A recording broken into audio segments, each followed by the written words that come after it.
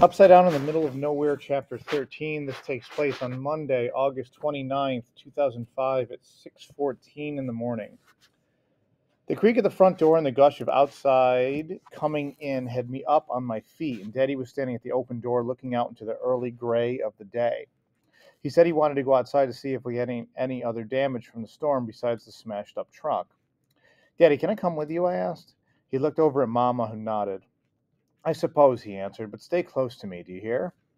"Yes, sir," and I ran to my room for my shoes, and I could only find one. I searched everywhere, and I ran back out to the living room. That's when I seen Cricket all snuggled up sleeping with Georgie. "Celie," I shook her awake. "What?" she said, with not even opening her eyes. "Have you seen my other shoe?" "No," she said, and rolled over to go back to sleep. "Armani, if you're coming with me, you need to come on," Daddy hollered from the kitchen. "Oh, no," Celie said, sitting straight up. The look on her face had trouble written all over it. "What?" "Well, I'm not sure, but I think I saw Cricket playing with it." I remembered too, and I ran back to our room. Celia was on my heels, sitting over in the corner where Celia did all of her reading was a shredded pile of what used to be my new white left tennis shoe with triple blue stripes. "Cricket, what did you do?" I fell to my knees on the floor. "Mama's going to kill me." Celia put her hand on my shoulder. "No, she won't, Armani. It's just a shoe. My only shoes. Celia, Mama just brought these for school."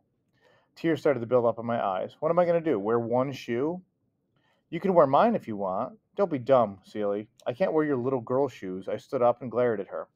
She wasn't smiling no more, and she looked down at the floor with her bottom lip all puffed out. "What's wrong with you?" I said, annoyed. "I'm the one who's going to be hopping around on one good shoe." I started picking up the chewed up pieces of my used-to-be shoe, and Celie bent down to help me. Mima walked in our room. "Your daddy's waiting for you, child." Her eyes zoomed into the pieces of white rubber and canvas. "What's going on up there?" We explained to her what happened and begged her to pinky promise not to tell Mama or Daddy. "The only reason I'm not going to bother them with this today is because they've got enough on their plate already." And she bent down to help us pick up the pieces. But Mima grunted as she bent over. "You're going to tell Mama first chance you get, understood?" "Thanks, Mima," I said. "Now, let's get something to put on those feet of yours," Mima said, and walked off towards her bedroom. Me and Celie followed. The shoes that Mima gave me to wear weren't shoes at all. They were boots, the most horrible, ugly rubber boots ever made, and they were navy blue with baby pea yellow polka dots. Mima said they were used to be her garden boots, and I wanted to know why she didn't bury them in the garden when she had the chance. I clomped into the living room. Celie walked behind me, stifling a laugh. Mama must have heard me coming, because she looked up and straight down at my feet. "I like you boots, Armani," Kayla said, and she bent down and rubbed her chubby hands across the toe part of one of the obnoxious boots. Mama stopped sweeping, and she looked from me to Mima, then back at the boots. Why are you wearing those dirty old boots, Armani?" she asked. "Those boots are not dirty, I'll have you know," Mima piped up. "I told her to wear them. She doesn't need to be outside sloshing around through Lord knows what in her new school shoes." "Do they fit?" Mama asked at me sideways. "Not really," I wanted to say, but I looked away and waved. "Hey," at Colleen sitting up in a big person chair. "They fit good enough," Mima said. And that was that, and I headed outside to see for myself what kind of damage the storm had caused. The air was thick, muggy, and heavy when I sucked it into my lungs. The skin on my arms turned wet with humidity, and my hair tried to curl up even inside my braids.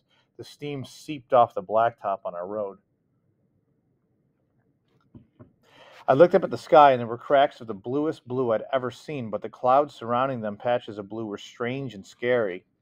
Some clouds were big, white, fluffy puffs, and the other were dark, almost black, and I could tell just by the looks of them that they were filled with trouble. Some clouds moved to the right, and some moved around to the left, and it was like I was standing there in the perfect center of a whirlwind. An unexpected shiver made its way up to the middle of my back, and I stood there with myself soaking up the beauty and mesmerizing sky. But then, oh, I'd lost my place. I'm sorry, guys.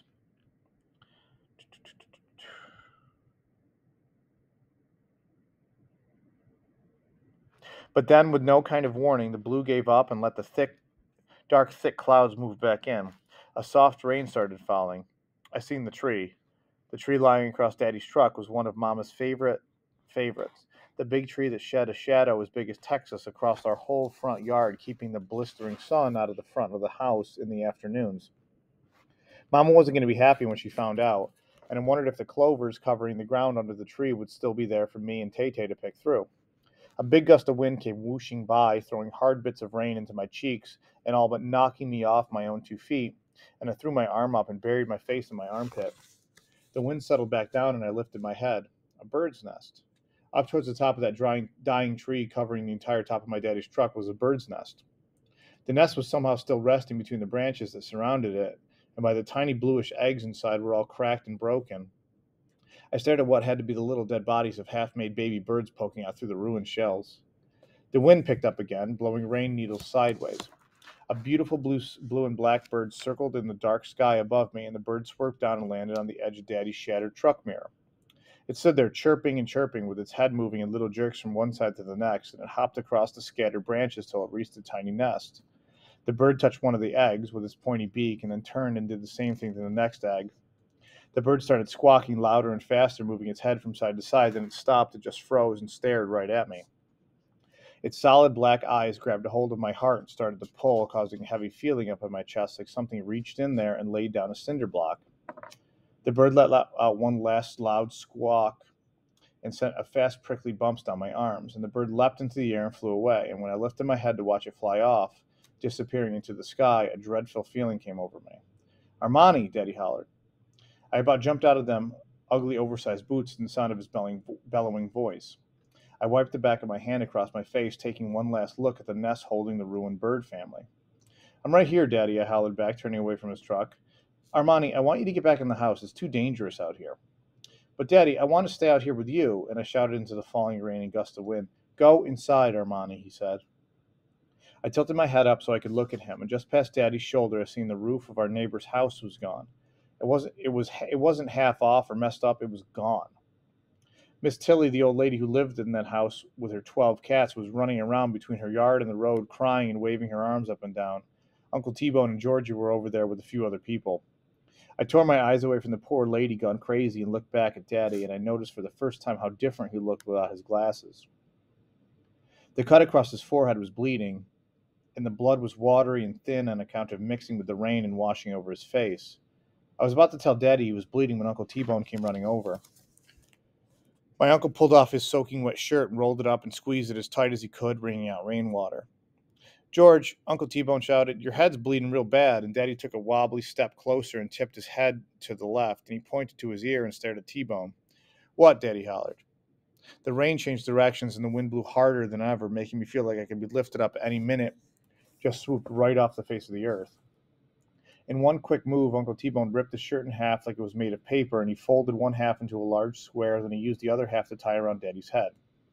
"Your hat," he pointed. "It needs stitches." He grabbed Daddy's hat and made him press it against the T-shirt bandage, keeping pressure on it. "George." "Oh, keep pressure on it, George."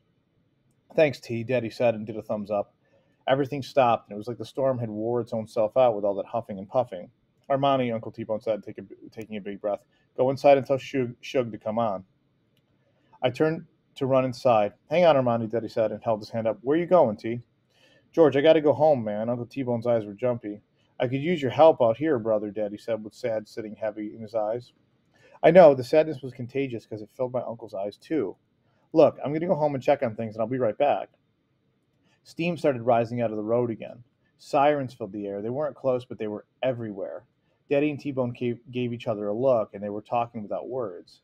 I grabbed a hold of Daddy's hand, and he squeezed it tight, and I took a hold of Uncle T-Bone's hand, too.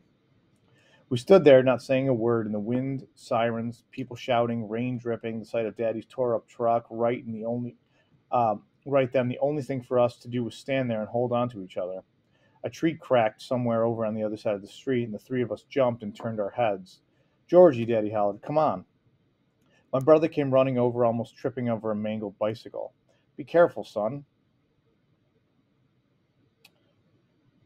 Daddy said. "You need to be careful too," he said, jumping out, looking at Uncle T-Bone. "I will," my uncle said. "I just got to make sure my house is all right, George, but I'll be back." "I know," Daddy said, giving Uncle T-Bone a handshake hug. "Come on, Georgie," I said. "Let's go meet Miss Shug." We turned to run inside when the old oak tree fell with a crack and a thunk smack dab in the middle of our road with poor Miss Tilly up underneath.